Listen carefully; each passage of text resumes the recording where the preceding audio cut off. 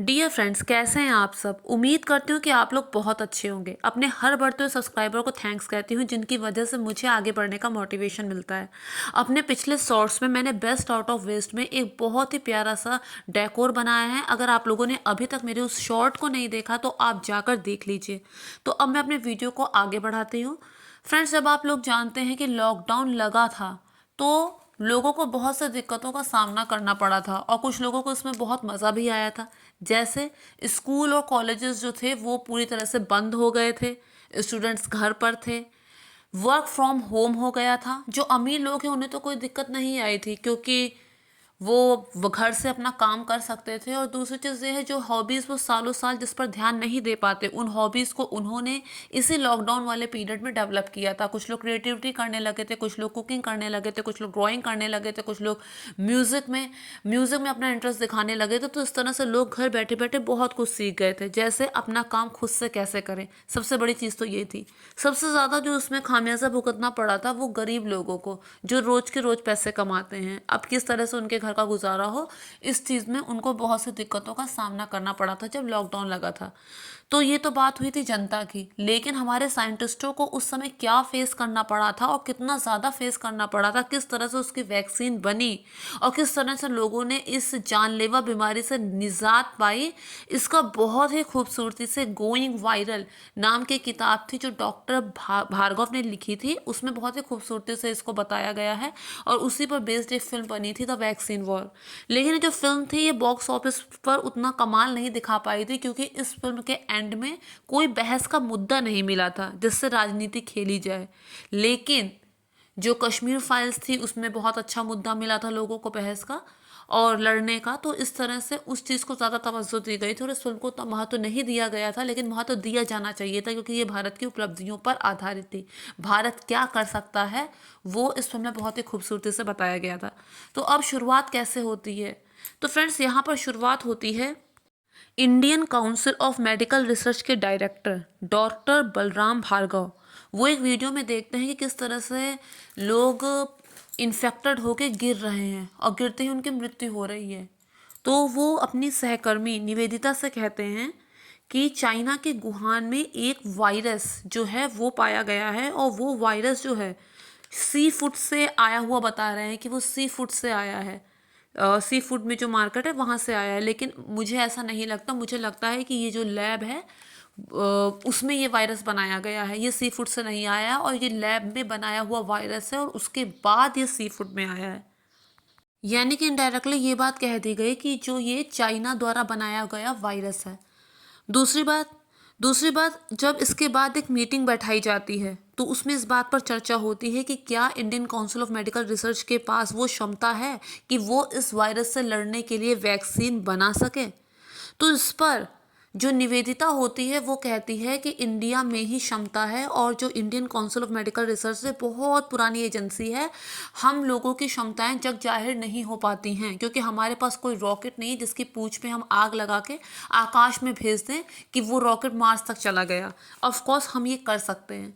इसके बाद एनआईवी में डॉक्टर प्रिया से बात होती है कि ये वायरस इंडिया पहुंच चुका है, वहाँ पे एक इंसान को इसने अफेक्ट भी कर दिया, इन्फेक्टेड भी कर दिया इस वायरस को। अब हमें देखना है कि जो वायरस के ट्रेसेस चाइना में वुहान के सी फूड से मिले हैं वो ट्रेसेस और ये जो इंडिया में जो व्यक्ति है उन दोनों के जो ट्रेसेस हैं वो सेम है या नहीं, यानी कि उससे भी कोरोना है या नहीं। तो यहाँ पर डॉक्टर निवेदिता उस वायरस की जांच करती हैं और यहाँ पे दिखाया था कि जब वो लेंस से उस वायरस को देखती हैं, पहचानती हैं, तो वो उस वायरस के रूप से बहुत प्रभावित होती हैं। कहती हैं कि कितना ब्यूटीफुल वायरस है और इसके सर पे जैसे ताज है, कुछ ऐसा दिखाई दे रहा है। तो वो उसे कहती हैं महामहिम कोरोना। सही में ये वायरस, जो जितने भी दुनिया भर के वायरस थे उनका महामहिम ही साबित हुआ।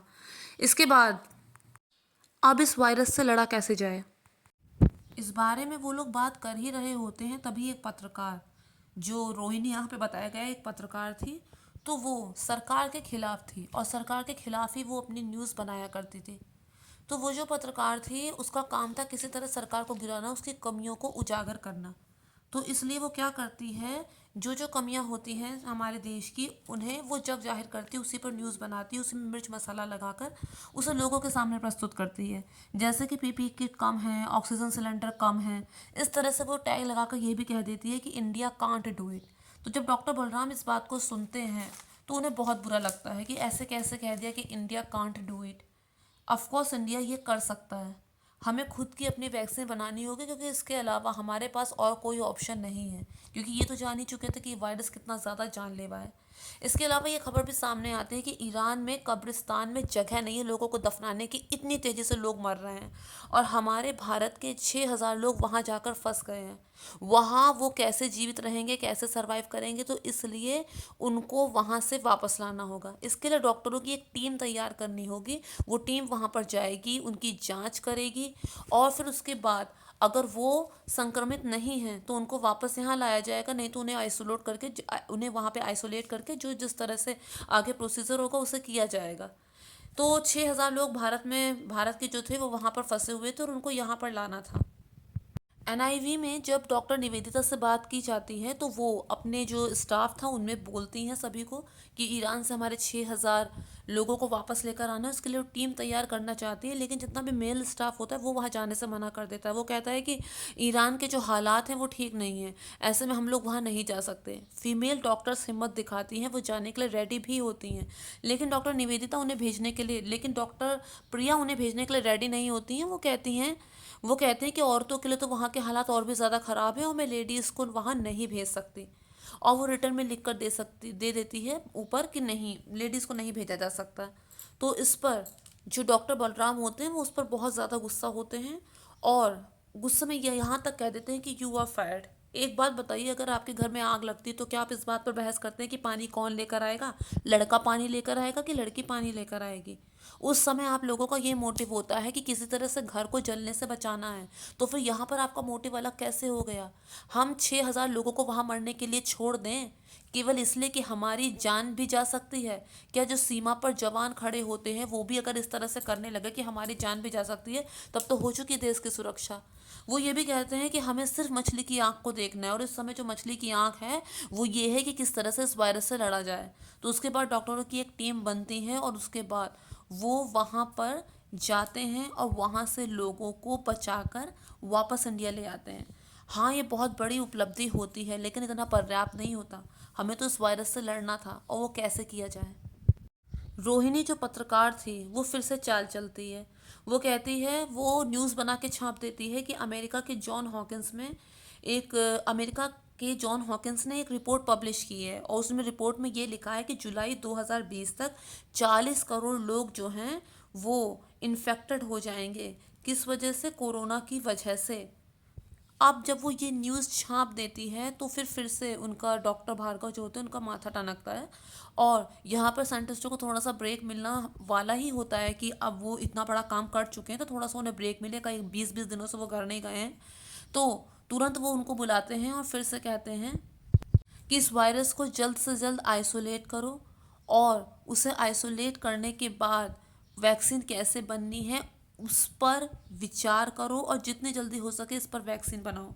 अब यहाँ पर वर्ड यूज़ हुआ आइसोलेट, तो उसे आइसोलेट करने का क्या मतलब है? उसको आइसोलेट करने का मतलब ये है कि वायरस को खिला पिलाकर इतना ज़्यादा डेवलप किया जाए ताकि हमें पता चल जाए वो किस तरह का विलन है, और उसकी क्या क्या वीकनेस है, उसकी क्या क्या पावर है, और उससे फाइट करने के लिए हमें किस तरह के सुपर हीरो की ज़रूरत है, यानी कि किस तरह की बीमारी मिटाने वाली वैक्सीन की ज़रूरत है, यानी किस तरह की औषधि की ज़रूरत है।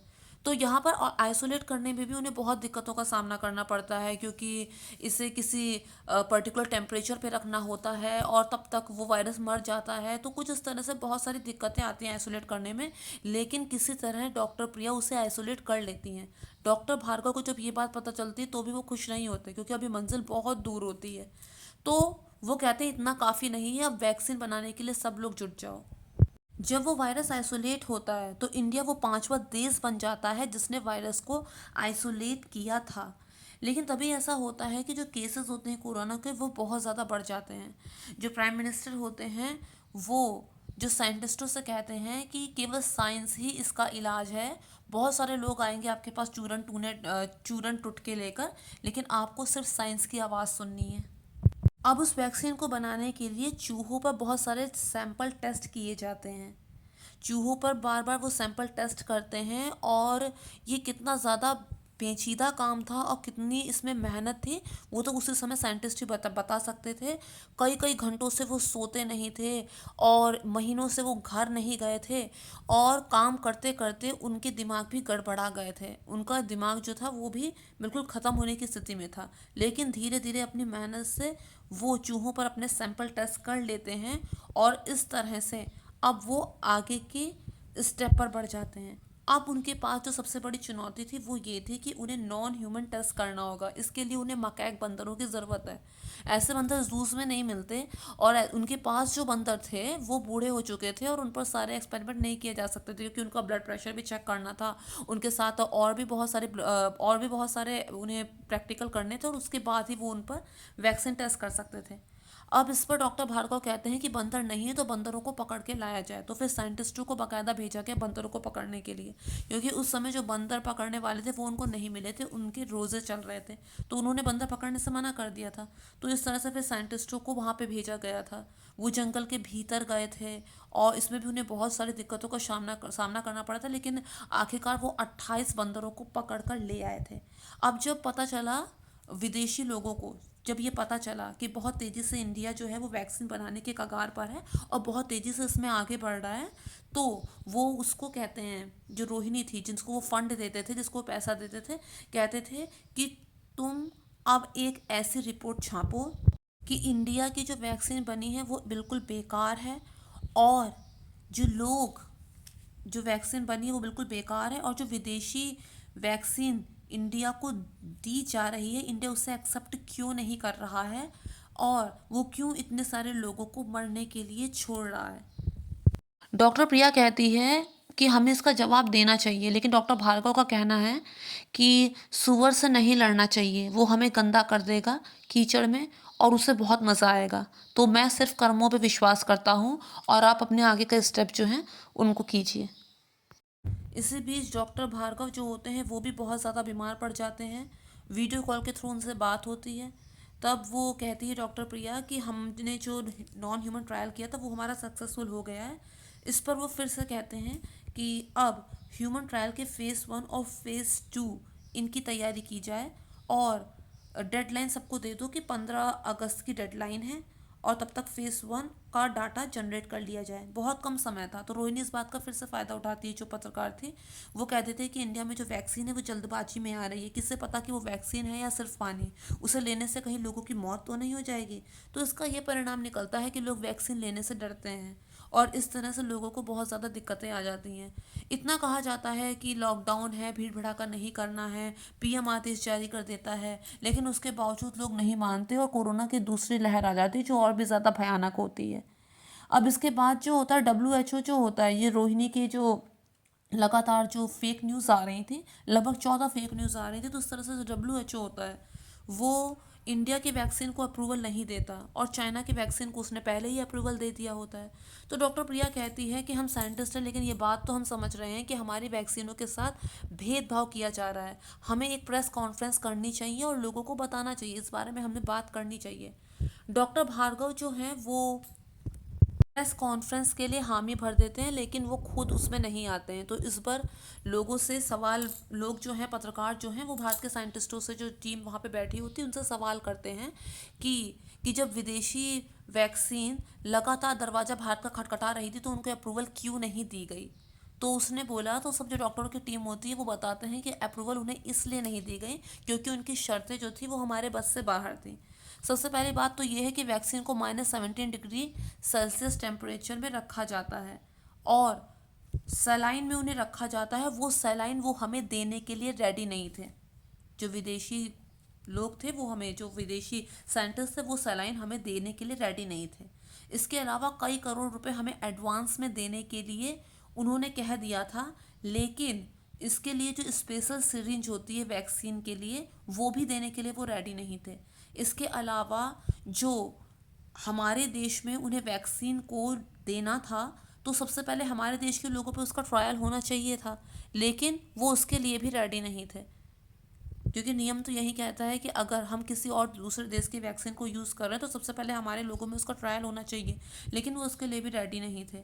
और अगर कोई मर गया तो उसकी गारंटी लेने के लिए भी वो रेडी नहीं थे। ऐसे ही ना जाने कितनी अनाप शनाप शर्तें उन्होंने रखी। हमारे पास दो ही रास्ते रह गए, या तो उनकी अनाप शनाप शर्तों के आगे घुटने टेक दें या फिर अपनी वैक्सीन खुद बनाएं। ये नहीं कहते कि विदेशी वैक्सीन ख़राब है, लेकिन जो वैक्सीन हमारे देश भारत में ही बनी है वो आप लोगों को क्यों नहीं अच्छी लग रही है। एनआईवी में और आईसीएमआर में 70% महिलाएं हैं। ये वो महिलाएं हैं जो बर्तन भी धोती रहीं, पति के नखड़े भी उठाती रहीं, बच्चों और बुजुर्गों की सेवा भी करती रहीं, जो मर रहे हैं उनके आंसू भी पोंछती रहीं और लगातार वैक्सीन बनाने में लगी रहीं। और आज उन्हीं की तपस्या का फल है कि हम लोग बिना मास्क के यहाँ पर खड़े हैं। तो इस तरह से जो रोहिणी थी वो झूठी साबित हुई और उसे उस वेबसाइट से हटा दिया गया कि अब वो वैक्सीन के बारे में कोई भी फेक न्यूज़ नहीं लिख पाएगी। तो फ्रेंड्स, यहाँ पर इस बात को अच्छे से बताया गया है कि किस तरह से कुछ लोग ऐसे होते हैं जो किसी को बढ़ते हुए नहीं देख सकते, जो हमारे चलते हुए काम पे भी रोड़ा अटकाते हैं, केवल सरकार को गिराने के लिए, केवल सरकार से दुश्मनी निकालने के लिए वो पूरी इंडिया के ही खिलाफ हो गई। वो फेक न्यूज़ इस तरह से लिखती रही और लोग इस तरह से डरने लगे। तो पत्रकार जो होता है उसका काम खाली ये होता है कि वो सत्य तथ्यों को सामने लाए। पत्रकार सरकार की चापलूसी करने वाला भी नहीं होना चाहिए, सरकार से सवाल पूछे, लेकिन जिस तरह से अर्धसत्य का सहारा लिया जाता है वैसा पत्रकार नहीं होना चाहिए। तो इस बात को यहाँ पे खूबसूरती से दिखाया गया है। उम्मीद करते हैं वीडियो पसंद आया होगा। मेक श्योर चैनल को सब्सक्राइब